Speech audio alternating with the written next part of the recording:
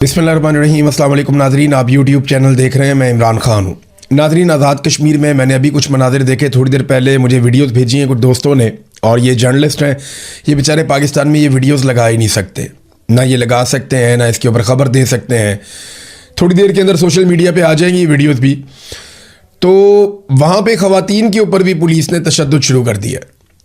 Security forces जो है वो आगे बढ़ रही थी और ख़वातीन वहाँ पे एहतजाज कर रही थी, क्योंकि सिक्योरिटी फोर्सेज हथियार लेकर आती हैं, फिर उसके बाद निहत्ते लोगों पे गोली चल जाती है। तो ख़वातीन रस्ते में एहतजाज कर रही थी और तालिबात थी, ख़वातीन थी, वहाँ पे इकट्ठी थी।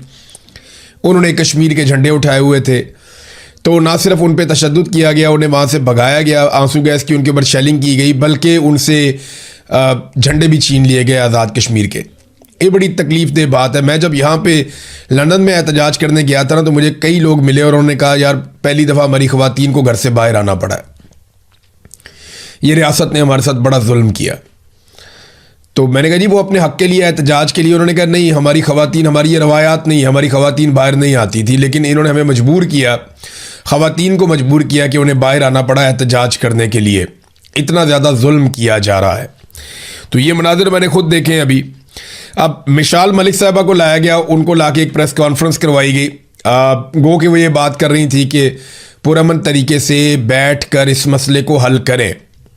जंगों के बाद भी ये मसले बैठ कर ही हल होते हैं। वो ये बात ठीक कर रही थी, गलत नहीं कर रही थी। यही बात मैं पहले दिन से कह रहा हूँ, जब खून नहीं बहा था मैं तब भी कह रहा था कि बैठ जाए ना, बैठ के बात करें। कोई ये दुश्मन मुल्क तो नहीं है, पाकिस्तान है, हमारे अपने लोग हैं, हमारी अपनी फोर्सेज हैं, कश्मीरी भी हमारे भाई हैं। तो ये तो नहीं हो सकता कि आप उनको गोली की ज़ुबान में बात करें, जुल्म और जबर का सहारा लें। अब वो कहते हैं 100 से ज़ायद लोग हमारे शहीद हो गए, वो ये भी कहते हैं हमारी लाशें गायब की जा रही हैं। तो मिसाल मलिक साहबा आई हैं और उन्होंने आकर फ़ौज को कहा, जी फ़ौज की तो कोई जिम्मेदारी नहीं है इस सारे मामले में। यानी उन्होंने मिलिट्री को इस सारे मामले में बेगुनाह करार दे दिया और सारा का सारा मलबा उठाकर उन्होंने सियासतदानों पर डाल दिया। ये ना पुराना तरीक़ाकार है। मिलिट्री एस्टेब्लिशमेंट हमेशा जब गंद मारती है ना, तो उसके बाद अपने बंदे लॉन्च करती है जो आकर ये प्रोपेगेंडा करते हैं कि इसके अंदर मिलिट्री का कुछ लेना देना नहीं है, ये तो सियासतदानों की गलती है। आपको याद है पाकिस्तान टूटने पे जनरल बाजवा का स्टेटमेंट? जनरल बाजवा ये कहता था कि वो एक सियासी गलती थी और वो एक सियासी नाकामी थी, फौज का उसमें कोई कसूर नहीं था। हालांकि 90,000 फौजी हमारे हथियार फेंक के वहाँ पे कैदी बन गए थे। दुनिया की तारीख का सबसे बड़े सरेंडर्स में से वो सरेंडर था जो पाकिस्तानी फ़ौज ने भारतीय फ़ौज के सामने हथियार फेंके और 90,000 कैदी बन गए। और फिर एक जुल्म सितम की एक दास्तान है जो वहाँ पे रकम होती है। थोड़ी देर पहले खबरें आ रही थी कि हम फतह कर रहे हैं, बेहतरीन है, ज़बरदस्त है, शानदार है, सब इकट्ठे खड़े हैं, थोड़ी देर के बाद सरेंडर हो गया। तो एक बहुत बड़ी शर्मिंदगी पाकिस्तान के साथ चलती है। भारत के तमाम जो बड़े बड़े दफातर हैं मिलिट्री के, वहाँ पे उन्होंने वो तस्वीर लगाई हुई है पाकिस्तान की जानिब से सरेंडर की, और उसको वो एक बहुत बड़ी वॉर ट्रॉफी के तौर पे देखते हैं। अनफॉर्चुनेट है, लेकिन है। तो बातचीत तो आपको करनी पड़ती है, बैठना पड़ेगा, बातचीत करनी पड़ेगी। उस वक्त भी जो है ना, वो फौज ये कहती थी हमारा तो कसूर नहीं था, पॉलिटिकल लोगों का कसूर है। आज भी वो यही कह रहे हैं। देखिए, इनकी पॉलिसी गलत है। ये डंडे के जोर से इक्तदार पे कंट्रोल रखना चाहते हैं। देखिए, एक पॉलिसी एक दफ़ा काम करे ना तो आप कहते हैं ठीक है, हम दूसरी दफ़ा भी उसको अप्लाई करते हैं। दूसरी दफ़ा काम करे तो आप कहते हैं जी हम एक दफ़ा और अप्लाई करते हैं। लेकिन एक पॉलिसी आपकी रोज़ाना नाकाम हो जाए तो फिर आप दूसरी दफ़ा उसे कैसे इस्तेमाल कर सकते हैं? यही पॉलिसी आपकी बांग्लादेश में नाकाम हुई। क्या वहाँ पे अमन आ गया? आपने डंडा और गोली चलाई, नहीं आया। आपने बलूचिस्तान में डंडा और गोली चलाई, अमन आ गया, नहीं आया। कराची में आज भी कत्लो गारतगिरी होती है, आपने डंडा और गोली चलाई, अमन नहीं आया। कबायली इलाकों में आपने ऑपरेशंस किए, डंडा और गोली चलाई, सब कुछ किया, क्या अमन आया? नहीं आया। भाई, जब ये पॉलिसी गलत है तो आप पूरे पाकिस्तान को बदअमनी में क्यों झोंक रहे हैं? तरीकाकार तो ये होना चाहिए कि आप पॉलिटिकल लोगों को मौका दें, पॉलिटिकल इंतजामिया बातचीत के जरिए से रास्ते निकाले, जहाँ पे ताकत का इस्तेमाल करना है वहाँ पे कानूनी ताकत का इस्तेमाल किया जाए, अदालतों को इसके अंदर शामिल किया जाए। ये क्या बात हुई कि आपने बंदूक उठाई और 50-40 बंदे मार दिए, और बंदे मारने के बाद आप सीने पे हाथ मार के कहते हैं जी फ़र्क ही कोई नहीं पड़ता।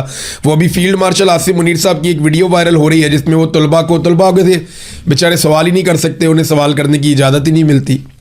वीडियो वायरल हो रही है जिसमें आर्मी चीफ फितना कुचलने की कुरानी आयत का हवाला दे रहे हैं कि इन्हें कत्ल कर दो, इनके हाथ पांव मुखालिफ सिमत से काट दो, और अगर ये तायब हो जाएं तो फिर इनकी माफ़ी है। देखिए, मैं एक चीज़ कहना चाहता हूँ, कुरान मजीद को ना अपने मुजालिम को जवाब देने के लिए आप कुरान मजीद की आयत का सहारा ना लें। ये ज़्यादती है, ये गलत बात है। यही आयत मुझे भी सुनाई गई थी जब तशद्दुद कर रहे थे ISI के लोग मेरे ऊपर।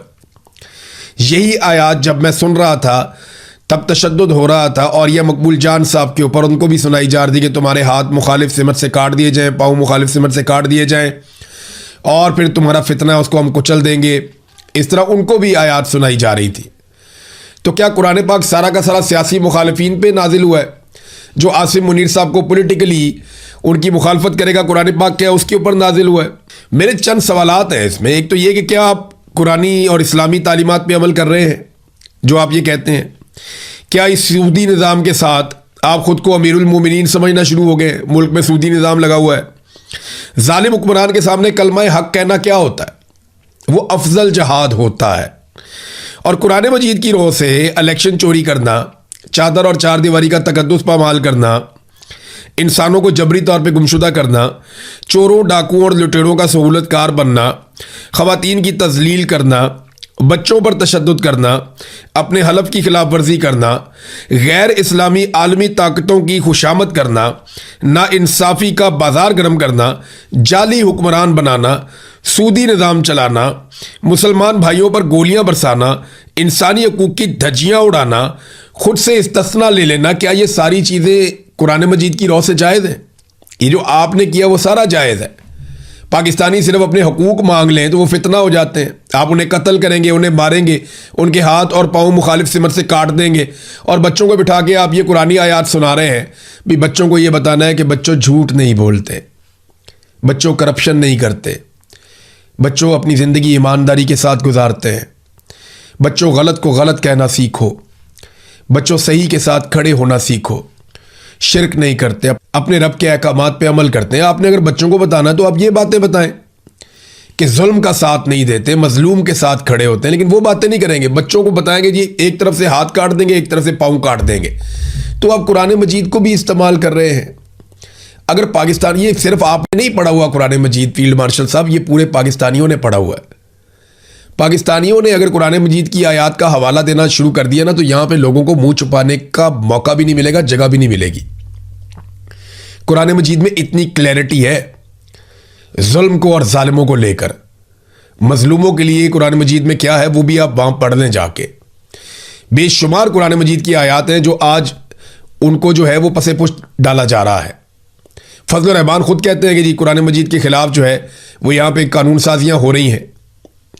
आपका अपना करीबी मौलवी है ना, बहुत ताल्लुक वाला है आपका, इसीलिए उसके ऊपर अभी तक आपने मुकदमा भी दर्ज नहीं किया, और फजल रहमान को आपने मौका भी दिया हुआ है कि चढ़ के रहो, हीरो बन जाओ, हमें गालियाँ दो, पाकिस्तान तहरीक इंसाफ से उसकी मकबूलियत छीन लो। इसीलिए फजल रहमान को फ्री हैंड दिया हुआ है ना। उसके ऊपर तो तमाम तर बयानात देने के बावजूद एक मुकदमा आपने दर्ज नहीं किया, जबकि इमरान खान की बहनों पे मुकदमा दर्ज कर रहे हैं।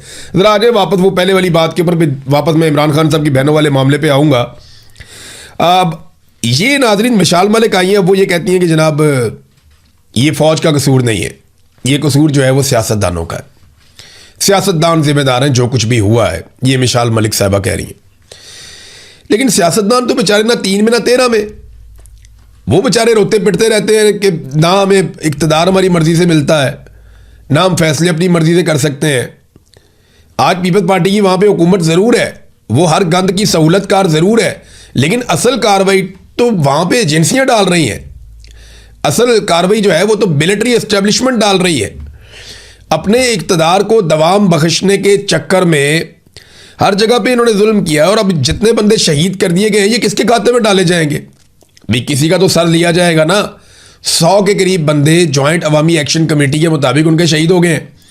अब ये किसी के सर में तो जाएगा। और देखें मजाक कैसे उड़ाते हैं। अब सार आलम को देखें, अच्छा खासा सीनियर जर्नलिस्ट था, बाद में सरकारी मुलाजिम बन गया, फिर ऐलान किया कि मैं कभी भी दोबारा सहाफ़ी नहीं बनूंगा। अब वो ये कह रहा है कि ख़वातीन को और बच्चों को जॉइंट अवामी एक्शन कमेटी वाले ढाल बनाकर इस्तेमाल कर रहे हैं ताकि वो मर जाए। कैसी बेशर्मी और डिठाई है।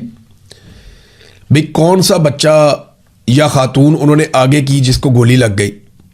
जितनी गोलियां लगी वो कश्मीरी नौजवानों को और बुजुर्गों को लगी हैं।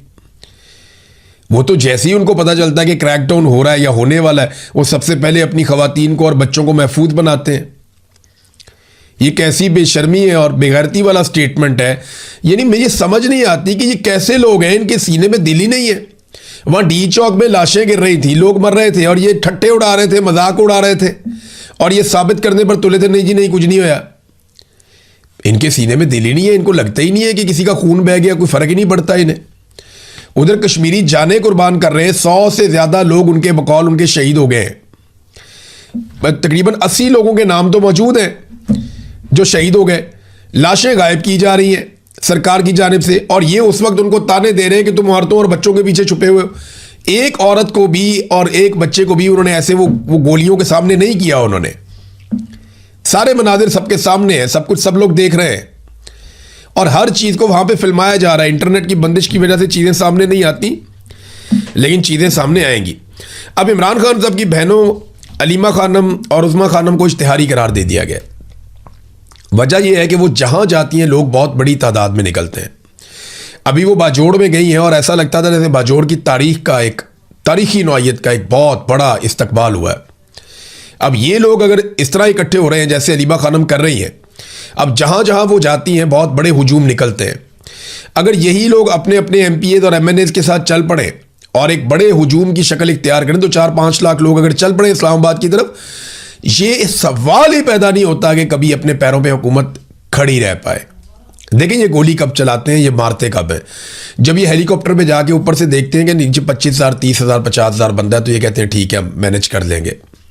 लेकिन जिस दिन इन्होंने हेलीकॉप्टर से देखा कि नीचे 2 लाख बंदा है या 4 लाख बंदा है, उस दिन इनकी हवा निकल जाएगी, फिर ये नहीं लड़ पाएंगे। ये लाशें गिराते हैं सिर्फ इसलिए कि इनको इस बात का अंदाजा है कि लोग मुंतशिर हो जाएंगे।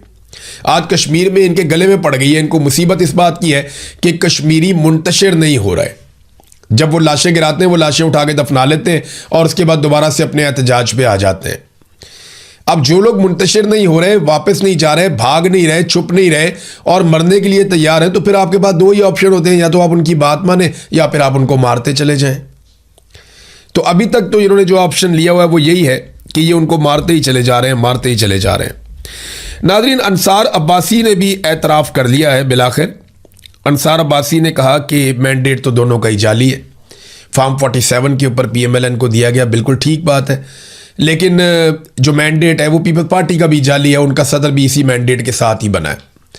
साथ ही उन्होंने तहरीके इंसाफ के लोगों को गालम गलोच वाला कहते हुए कहा कि जनाब वो RTS वाला इलेक्शन था 2018 का। अपने आप को ये तहकीकाती सहाफ़ी कहते हैं, ज़रा थोड़ी तहकीकात करें और हमें बताएं कि RTS बैठने से पहले किस जमात की सीटें ज़्यादा थीं और RTS बैठने के बाद किस जमात की सीटें बढ़ गई थी। सिर्फ ये पता कर लें। देखिए ना, RTS अगर इमरान खान के फ़ायदे के लिए बैठाया था तो इमरान खान की सीटें बढ़ जानी चाहिए थी RTS बंद होने के बाद, लेकिन उसकी सीटें RTS बंद होने के बाद कम हो गई। फिर ये चेक कर लें, ज़्यादा पटिशन्स PMLN ने और पीपल्स पार्टी ने डाली थी धांधली के खिलाफ या ज़्यादा पटिशन्स पाकिस्तान तहरीके इंसाफ ने डाली थी धांधली के खिलाफ 2018 के इलेक्शन में।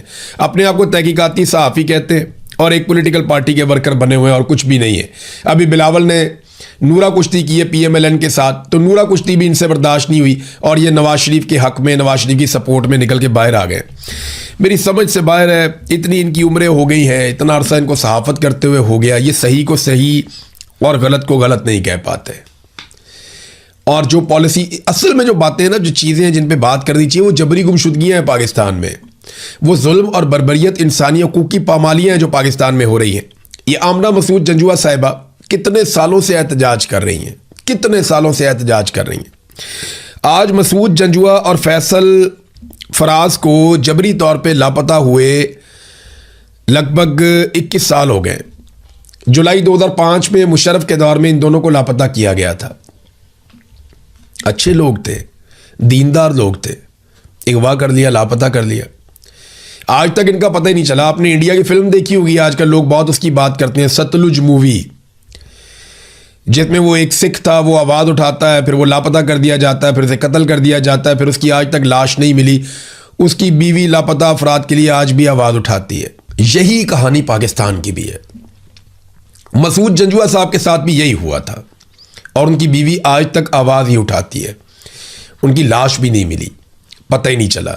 सिमीदीन बलोच, उसके वालिद का पता ही नहीं चला, लाश भी नहीं मिली। मारक बलोच के वालिद की तो लाश मिल गई थी मसक शुदा, लेकिन सिमीदीन बलोच के तो वालिद की लाश भी नहीं मिली। हाँ, लेकिन कुछ लाशें मिली हैं, आज भी मिली हैं।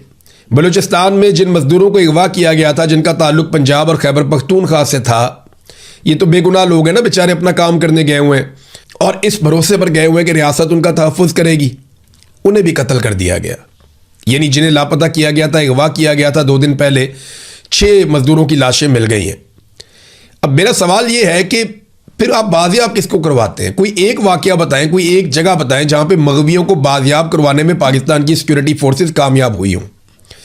इतनी कमांडो ट्रेनिंग, इतना सारा पैसा, इतने सारे हथियार, इतना सारा जदीद साजो सामान, ये सब कुछ लेकर देने का क्या फ़ायदा है जब कभी भी आप किसी को बाजियाब नहीं करवा सकते?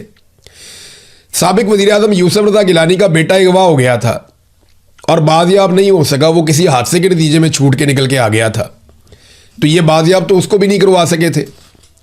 यहाँ पे बड़े बड़े लोग जो हैं वो अगवा हो जाते हैं, बाजियाब करवाना तो सवाल ही पैदा नहीं होता। ये पैसे पूसे दे के, डिमांड्स तस्लीम करके उनके बंदे छोड़ के अपने बंदों को लेकर आते हैं।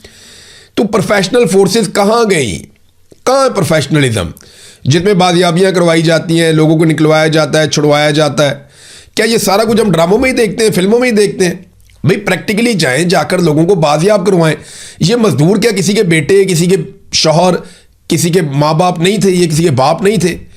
ये बेचारे वहाँ पकड़े गए, इनके बच्चे नहीं थे, इनकी जानें कीमती नहीं थी, इन्हें बाजियाब करवाने के लिए कोई गया ही नहीं और ये मजदूर शहीद हो गए और इनकी अब लाशें बरामद हो गई हैं। नाज़रीन, इस वक्त पाकिस्तान में जितने भी आदाद शुमार हैं वो सारे के सारे तबाही की दास्तान सुना रहे हैं, मगर हुकूमत और एस्टेब्लिशमेंट मीडिया पर लगातार दबाव डाल रही है और भी एक ताज़ा दबाव डाला गया कि आप मुस्बत रिपोर्टिंग करें। देखें, इस माहौल में सरमायाकारी कौन करेगा? पाकिस्तान में कश्मीर में जो है वो 100 से ज़ायद शहादतें कही जा रही हैं। सिक्योरिटी फोर्सेस जो है वहाँ पे लाशें गायब कर रही हैं, उनके ऊपर ये इल्ज़ाम है। बलूचिस्तान खैबर पख्तूनख्वा जल रहा है। सिंध और पंजाब की बैड गवर्नेंस के खौफनाक मसाइल हैं, जाली हुकूमतें हैं, आदम बर्दाश्त बढ़ गई है, सियासी अदम इस्तेहकाम है, CCD जैसे घिनौने इक़दाम लिए जा रहे हैं, गैर मुल्की ख़वातीन का पाकिस्तान में रेप हो जाता है। ऐसे माहौल में कौन आएगा और आकर पाकिस्तान में सरमायाकारी करेगा? ये सवाल सिर्फ हमारे हुक्मरान अपने आप से पूछ लें। ये सारा कुछ ठीक हो सकता है, सिर्फ मिलिट्री एस्टेब्लिशमेंट पीछे हट जाए और पाकिस्तान को अवामी मुंतखब नुमाइंदों के हवाले कर दे। फिर आप देखिएगा चीज़ें कितनी रफ्तार से ठीक होती हैं। आपने 70 साल में, 75 साल में जो चीज़ें बर्बाद की हैं ना, इंशाअल्लाह 15 से 20 साल में पाकिस्तानी इसको बिल्कुल ठीक कर देंगे। लेकिन 15 से 20 साल तक आप अपनी हुदूद के अंदर रहेंगे।